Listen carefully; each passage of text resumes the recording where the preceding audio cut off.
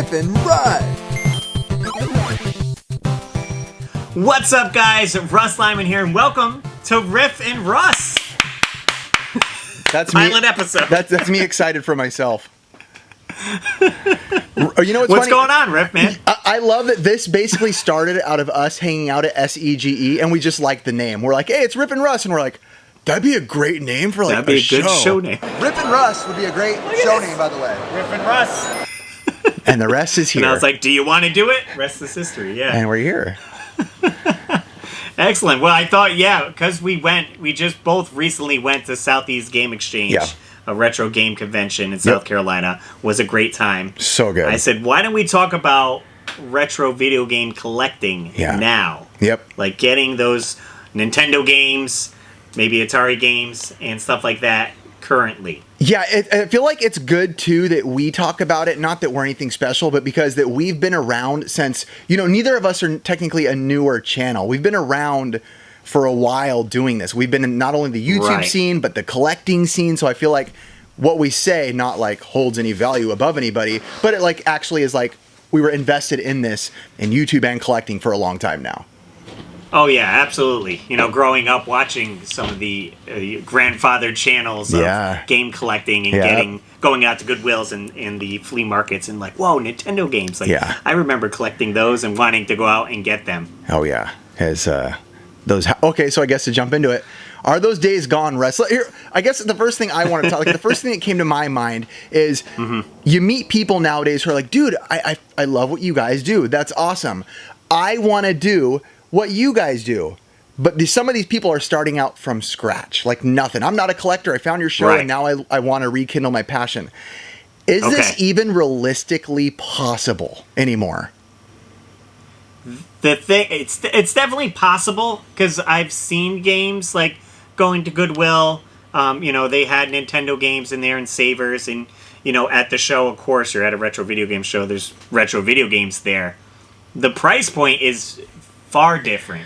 A lot of games that I'm seeing now, because I haven't been collecting retro games, I'm like, wow, that game goes for that much now? Like, you have to put up that much more to start your collection. Yeah, and I feel like it's almost like, that's why it almost feels like, it's doable, but as far as like building an entire collection the way that we used to do it, where even now it almost doesn't even seem like budget is part of the words, because it's so far past even the word budget that the games are not just now even like those common prices that we would get back in the day. Even like, I'm talking, $15 to $20. It's like almost even the commons now. My buddy sent me a video earlier, and he's like, oh, I just got a copy of Mike Tyson's Punch-Out, and I just sold it for $45. And I was like, $45? I mean, good for him. But in my brain, I was like, these are like the commons that everybody would have everywhere, and you'd pick them up for $5-10 max. Oh yeah, absolutely. And then you're finding, the Super Marios are probably selling for $10-15 possibly, and those were like $3 to $4 games. So back in the day, I used to work at a retro video game store, Retro Games Plus. Yep. And I was a manager at the store for about 4 years, and I remember. Our policy was if you bought a system, you got a free game with the system, and it was like a cheap game, $6 or less or something like that. Yeah. So we always would include usually Mario Brothers, but now it's become a $10-15 game. And it was so common back then that it became undesirable, to where I have friends in the collecting world. So I remember there was a buddy of mine named Chris where he was making a table out of Super Mario Bros. Duplicates because they were so dime a dozen, to where you wouldn't even think of, at least guys like me who was so heavily involved in the swap meet, we'd see Mario Bros. On the table for $2, pass. Well, it's like, I need another copy. I have 40 copies and I don't have anything to do with any of them. I don't know. But he thought, art project. Let me grab a bunch. Art project. Yeah, no, I know. Russ, the biggest thing I feel like when I told people, I'm like, hey, I'm hopping on with Russ, we're talking about collecting, the number one thing that came out in everybody, are you going to talk about, boink, the hottest topic, it feels like, was graded video games. Wow. Yep. WATA absolutely. And all that. I seen a few at Southeast Game Exchange kind of tucked away at a booth. Yeah. Just passing by, and I was like, okay. But I ran into WATA when I went out to Portland 2 years ago they were there and I got to chat with them and see some of these, games in acrylic cases. I myself haven't sent out any games nor have the intention to. So what's your thought on that then? Because I have mixed opinions. When you see people grading all these games now, do you think this is good, bad, neither here nor there, to each their own? What is your overall opinion as a lifelong OG, as I say, in the retro collecting world?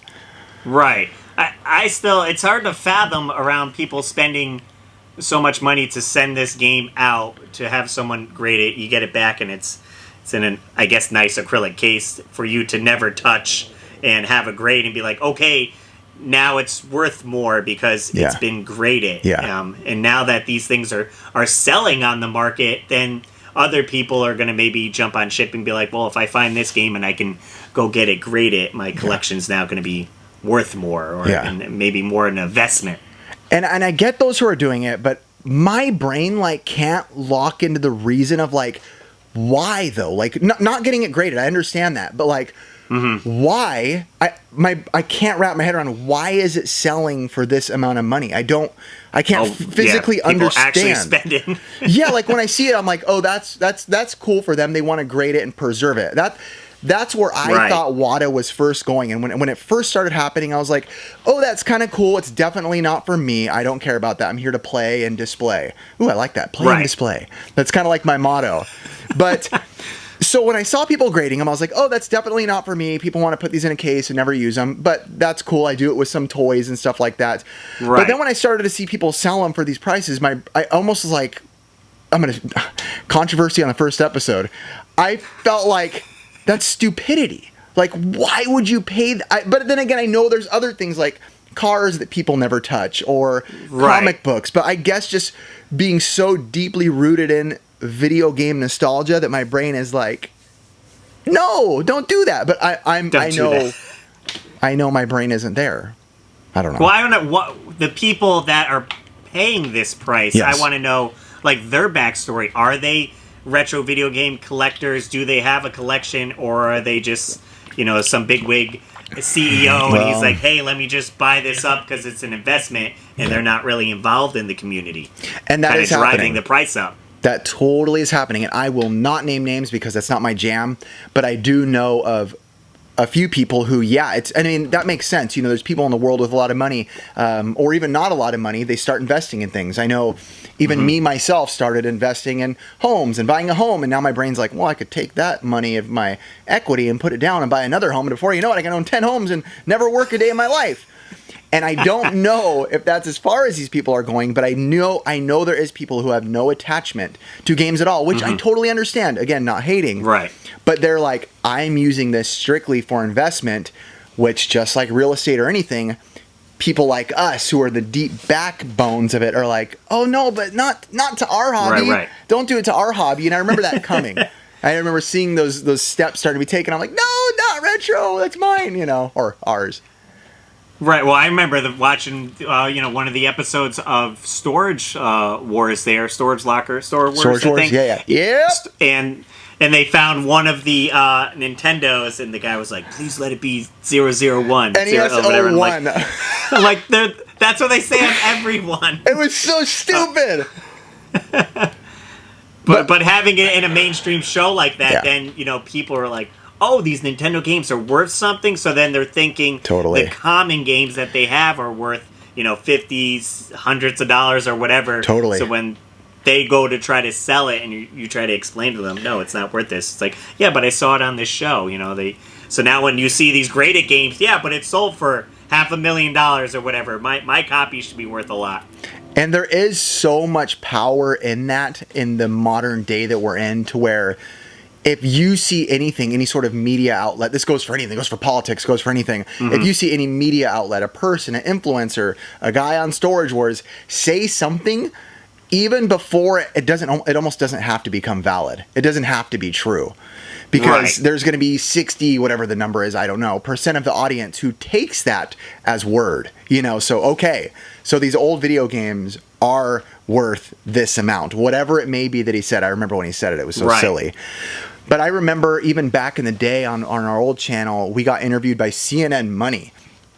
and they were talking to us about it's at this time when a lot of these articles were coming out, like your Game Boy could be worth 10 grand, like all these kind of overly silly numbers being thrown out. And CNN, almost clickbaity. Yeah, and they interviewed us. Almost, you could tell they were kind of hoping that we would like reaffirm that with them. But we didn't. Oh, okay. We definitely didn't. I was like, well, I mean, yeah, there is stuff that's worth a lot of money, but we're talking about the very rare, the very uncommon, you know, the sealed little Samsons, the whatever the other Flintstones games are, all this jazz. But I'm like, I don't mean to break it to the news article, but this idea of that because it's retro and because it's old, it's going to hold this insane value.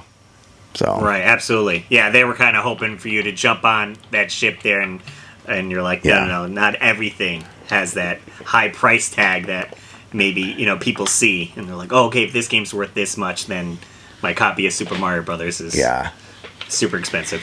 Yeah, getting into game hunting like this, it's so like people, I feel like game hunting, in order to do this like on a budget and like say to get maybe that feel of like it was back in the day, like you could find it, I feel like you have to take it to that next level of game hunting. And then like on our show, we game hunt, if you don't know, we game hunt and we do dig.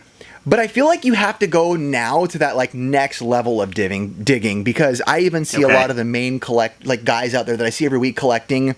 We all kind of skim and reach in a little bit, but there's definitely like boxes and bins that we don't dig into. And I feel like that's where it's almost like getting to, like, you're going to have to really be one of those guys who parks up for 10 minutes at every booth and just digs to the bottom to find that one random game because it's getting so picked through with the market right now.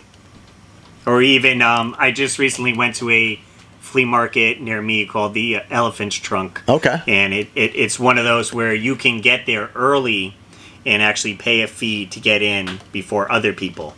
Really? That's interesting. And it has like time slots. So it's like you could come in from like 6 a.m. to 8 for $20, but then after 8, you know, it's like $5 to get in, essentially. Got it. Now, do you find yourself scoring though? So when I went, though, it was, you know, weather permitted, so a lot of vendors didn't show up. There was one guy there selling retro video games, but it was like that was his booth. So it's like, yeah, he had video games, but they're going to be like retail prices. And then you already paid to get in, so it's like, oh, if I buy this game for $5 and it goes for $10, I'm basically buying it for $10 if I'm not getting anything else. Yeah.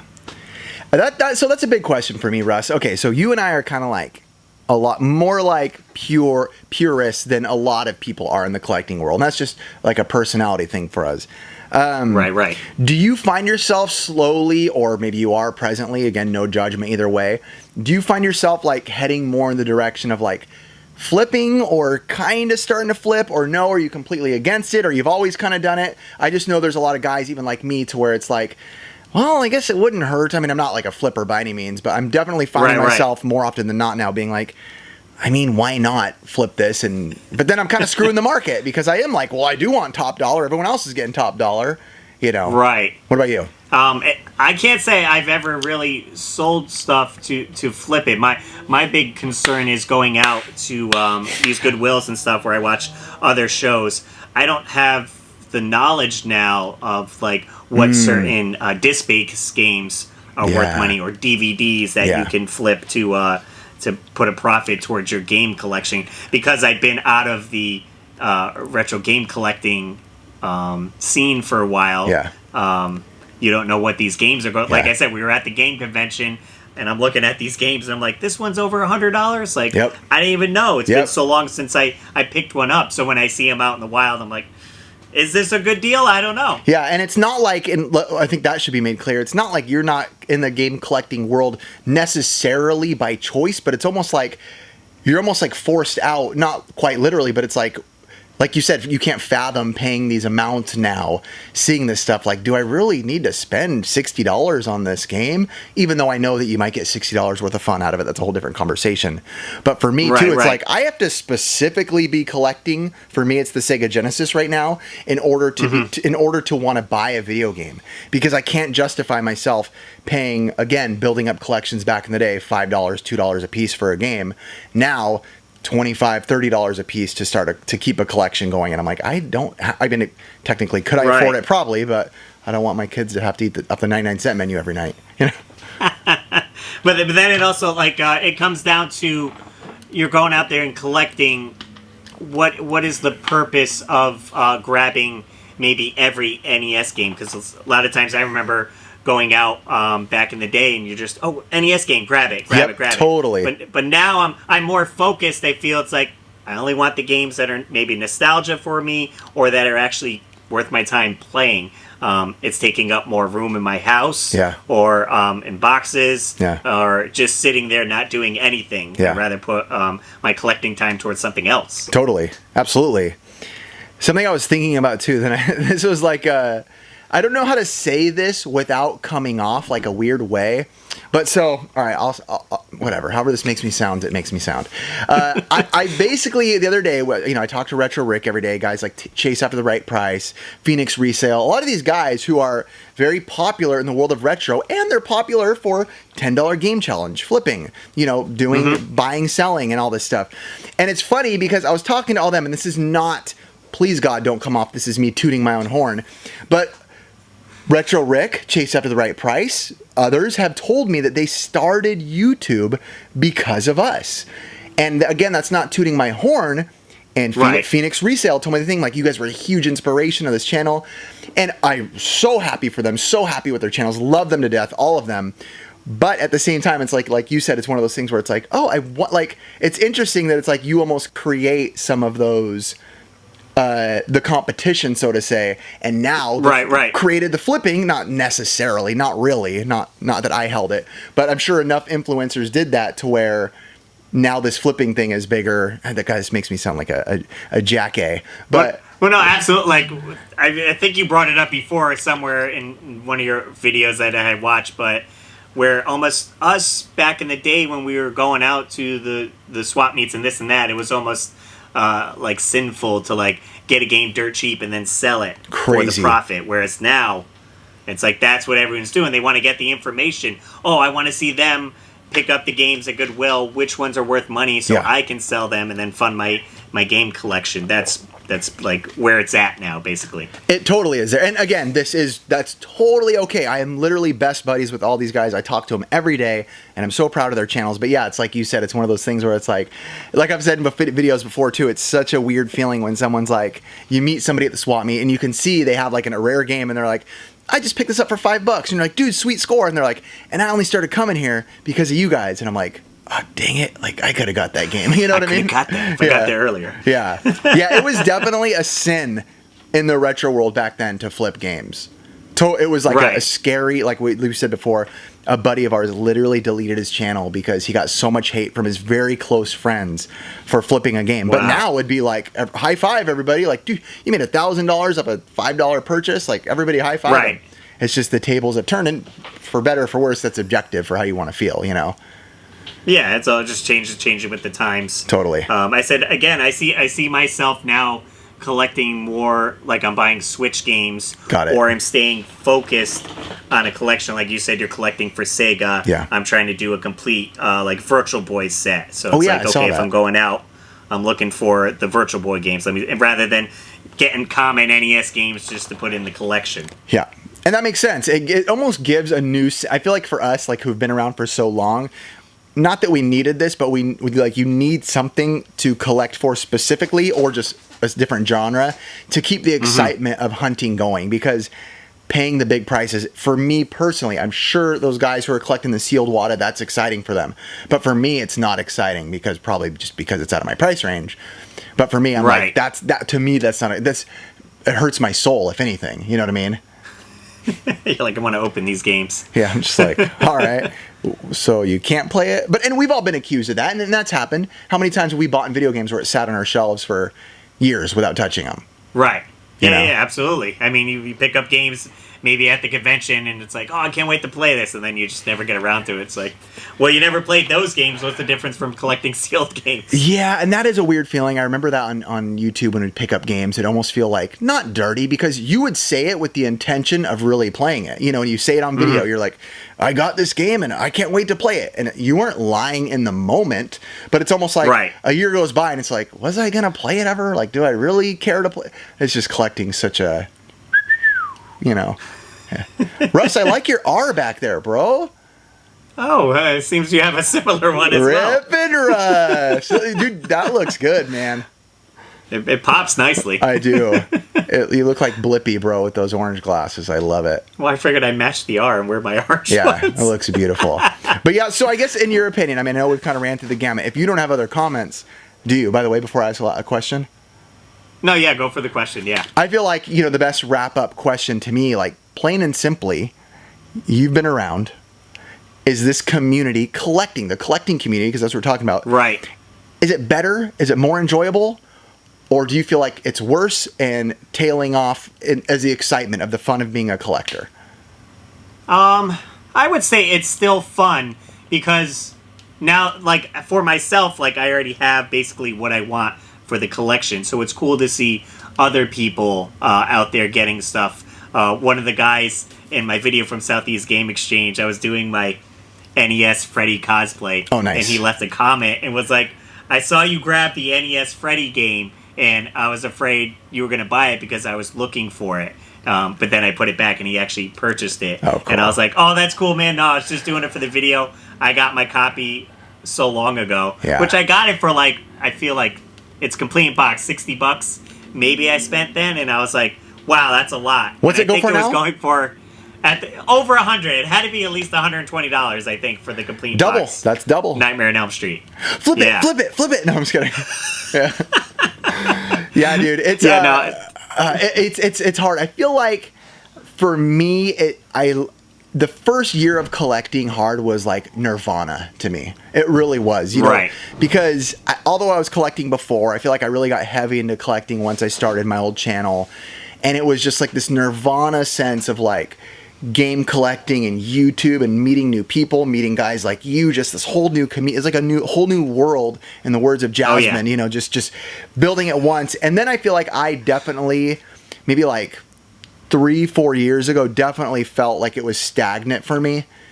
And I'd say about 2 years ago, maybe when I restarted the NES Pursuit, that's when I felt my love regrow for collecting, because I myself decided that, like, I'm just going to branch out and start collecting everything that I want to collect that's even, might not even be video game related, VHS. And, right, toys, and VHS. I've been collecting Walkmans and radios, and it's like, I don't feel like I used to, where I'm like, oh, but the YouTube people aren't into that, so no one's going to like it. You know what I mean? Right, right.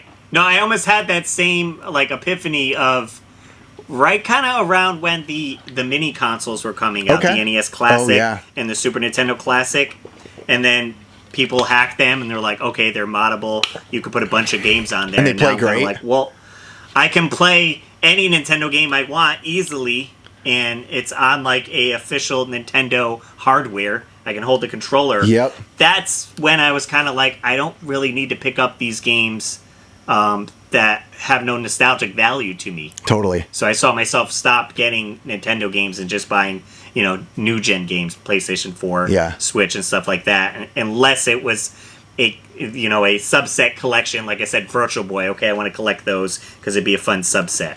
And I feel like you said, you hit it on the head with the mini consoles, because there's always been emulation. There's always been ways to play. But I feel like once we got those mini consoles, and it just felt right, because it was like, even though we're modding some of them, which is cheating, but the fact that it's branded by Nintendo, and like the Nintendo controller, it just felt so much more like, oh, this gives me, again, not as pure, but it gives me that sense of like, this is pretty darn close to recreating the feel of playing on original hardware. Yes, it's still going to be a little different, of course, HDMI out and all that. So, but I feel like that was I feel like for a lot of people, made a lot of collectors be like, well, do I need to keep collecting? Right. I just enjoyed it so much with the ease of being able to like live stream some Nintendo stuff, because my Nintendo's AV, and it's hard to capture game footage through AV. Yeah. Unless you're going to be buying all these different upscalers and which this and that. I don't know how to do. It's convenient. Right. But finally I did get a retro Tink. Oh, nice. Which can upscale it So now, I'm like, oh, well, if I buy any, like, repo carts, homebrew carts of new Nintendo games, I can easily stream them. And that's another thing, I enjoy getting the homebrews that possibly I'll see at these game conventions, because it's a new game. I enjoy the Nintendo, and I played most of the games on the system, and if I see something new that I like, I'm like, this is great. I can experience, getting a new game again for the Nintendo. And that is such a cool feeling. I think that what we said isn't the perfect answer for everybody, but I feel like, being willing to branch out, like you said, homebrews and different things, and you doing DIY stuff, it's like still nostalgia based in your mind, but it's just not what was all the rage when we started, which was like strictly like SNES cart or Nintendo cart. It's involved involved in our nostalgia brains, but just a different branch of that.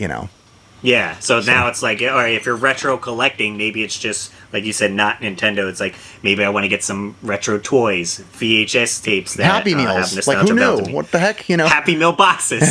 and win an award for best documentary on the Happy Meal. And Howie Mandel presented it, What a weird world. So, yeah. But yeah. Is that it, Russ? Did we finish? I think that's pretty good. I'm giving myself a hand for our first episode. Yeah, Riff and Russ. You guys did great. Well, hopefully you guys enjoyed this, fun little experiment. We're definitely going to be taking suggestions for future topics. Will be great to discuss, whatever with you guys. Not just retro game collecting, but... let us know what you'd like to see the double R's talk about down in the comments below. Anything. It can be political, religious. No, I'm just kidding. I'm just kidding. You got to keep your world fun, bit by bit. That's it.